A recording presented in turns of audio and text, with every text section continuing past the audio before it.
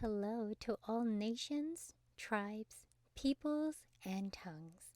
Welcome to Storytime with Rae, where we read the King James Version of the Bible from Genesis to Revelation, to take in the wisdom and understanding from the Word. Thank you for joining, and God bless.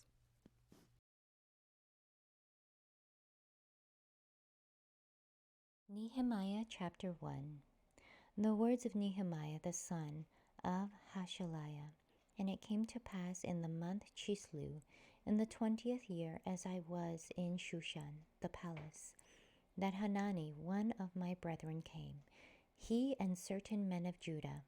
And I asked them concerning the Jews that had escaped, which were left of the captivity, and concerning Jerusalem. And they said unto me, the remnant that are left of the captivity there in the province are in great affliction and reproach. The wall of Jerusalem also is broken down, and the gates thereof are burnt with fire. And it came to pass, when I heard these words, that I sat down and wept, and mourned certain days, and fasted and prayed before the God of heaven, and said, I beseech thee, O Lord God of heaven, the great and terrible God, that keepeth covenant and mercy for them that love him, and observe his commandments.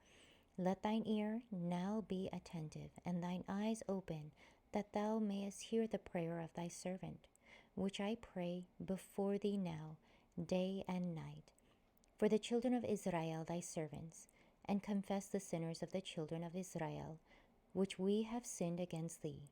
Both I and my father's house have sinned.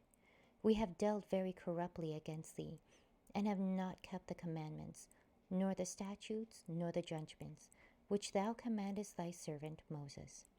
Remember, I beseech thee, the word that thou commandest thy servant Moses, saying, if ye transgress, I will scatter you abroad among the nations.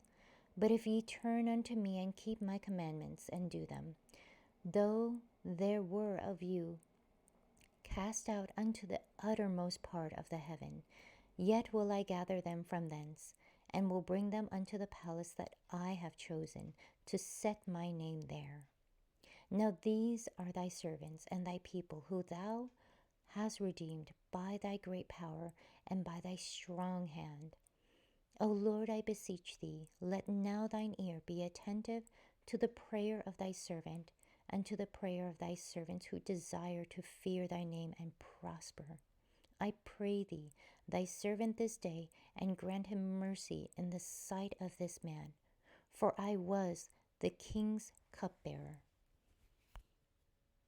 Thank you so much for joining and listening to this beautiful chapter.